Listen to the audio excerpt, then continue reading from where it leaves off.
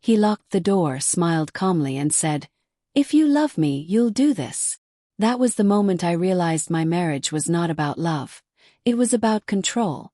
What he asked next changed my life forever. The night everything began to fall apart, I was standing in the bathroom, staring at my reflection, barely recognizing the woman looking back at me. My name is Alicia Brown, and for a long time I believed strength meant silence.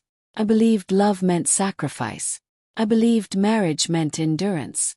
That night my hands were shaking, not because I was weak, but because somewhere deep inside me, something had finally awakened. 3 hours earlier, my husband Marcus had come home unusually calm. He placed his keys on the table, loosened his tie, and looked at me the way someone looks at an object they believe they own. I had learned to read that look. It always came before a conversation that left me feeling smaller than before. Marcus and I had been married for 7 years. From the outside, we looked like the picture of modern success. A black couple in a comfortable suburban home, good jobs, clean smiles, and carefully curated social media posts. People called us goals. What they didn't see was how slowly my world had been shrinking. At first, Marcus was charming, progressive, and confident. He spoke passionately about freedom, open minds, and breaking traditional rules. He said he admired strong women. I believed him. When he encouraged me to quit my job because it stressed me out, I believed he was protecting me. When he slowly started choosing my clothes, my friends, even my words, I told myself this was compromise. Control doesn't arrive loudly. It whispers. That evening, Marcus poured himself a drink and said, almost casually, that he had been thinking about how limited traditional marriage was. He said real love meant letting go of jealousy. He said society had conditioned women to be possessive of their own bodies. Then he looked at me and said something that made my chest tighten. "I think it's time you experience real freedom." I asked him what he meant, even though my body already knew. He explained that he wanted me to start seeing other people. Not because I wanted to. 'Cause he did. He framed it as growth, as evolution, as something enlightened couples do. When I said I wasn't comfortable, his tone changed. He reminded me that he paid most of the bills. He reminded me that I had no job. He reminded me how much he had invested in me. Then he said quietly, "You don't want to disappoint me, do you?" That was the first time I felt fear in my own home. Over the following weeks, the pressure intensified. Marcus would send me articles about modern relationships. He would mock me for being old-fashioned. He would accuse me of being insecure, selfish, and ungrateful. When I cried, he said I was being dramatic. When I said no, he said no was a symptom of trauma I needed to get over. He never raised his voice. He never left bruises. But every day my sense of self disappeared a little more. The first time he arranged a meeting without my consent, I felt numb. He told me the man was safe, educated, and respectful. He said I didn't have to enjoy it, just participate. When I refused, Marcus didn't argue. He simply stopped speaking to me. For days, silence became punishment. That silence was unbearable. I began to question my own thoughts.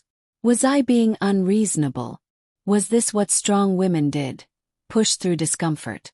I remembered my mother, who had endured decades of disrespect because she believed family mattered more than her pain.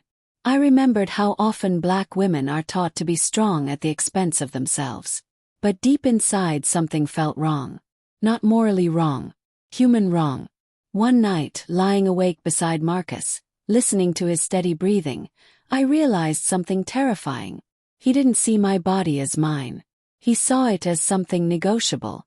Something he could offer. Something he could control. That realization hurt more than any argument ever could. The breaking point came during a dinner with friends. Marcus joked openly about how open-minded our marriage was. Everyone laughed. I smiled because I had learned how to perform happiness. But then one of his friends looked at me and said, "You're lucky to have a husband who lets you explore." It's you. That word echoed in my head for days. That night, Marcus told me he had already made plans again. This time I didn't cry. I didn't argue. I simply said, "No." He stared at me surprised, then angry, then cold. "You're not thinking clearly," he said. "You'll regret this." For the first time I replied, "I already regret staying quiet." That sentence changed everything. The emotional abuse escalated. He threatened to cut me off financially. He reminded me how difficult life would be alone. He suggested no one else would want me. He questioned my worth as a wife. But the more he pushed, the clearer my mind became. I began secretly reaching out for help. I called an old college friend, Danielle, someone Marcus had slowly pushed out of my life years ago. When I told her what was happening, she didn't question me. She didn't minimize it. She said one thing that made me cry harder than I had in years. "This is coercion. And it's abuse." Hearing the truth spoken out loud felt like oxygen. Danielle helped me find resources, counseling, legal advice, safe housing options. Each step felt terrifying but also empowering. I started writing again, journaling everything Marcus said and did. Seeing it on paper made it impossible to ignore. The final confrontation happened on a quiet Sunday morning. Marcus assumed I would eventually give in. Instead, I handed him a packed bag, mine. He laughed at first. Then he saw my face. "I'm choosing myself," I said. "You don't get to decide what happens to my body. Ever." He tried to guilt me, then charm me, then intimidate me. None of it worked. I walked out of that house shaking, scared, uncertain, but free. Leaving didn't fix everything overnight. Healing was painful. There were days I doubted myself. Days I felt ashamed. Days I wondered if I should have stayed silent. But every morning I woke up in control of my own choices, my own body, my own life. I started therapy. I rebuilt my career. I reconnected with my voice. And slowly, I began to understand something powerful. Consent is not just about saying yes. It's about being allowed to say no without fear. Today, I tell my story because silence protects abusers. Because emotional control is still control. Because too many women, especially Black women, are taught to endure instead of escape. If my story sounds familiar, know this. Courage doesn't always roar. Sometimes courage is a quiet decision to leave. And sometimes, choosing yourself is the bravest thing you will ever do. If love requires fear, obedience, or silence, it is not love. Ask yourself, where does choice end and control begin? Moral of the story. True strength is not enduring abuse. True strength is choosing yourself, even when it is hard.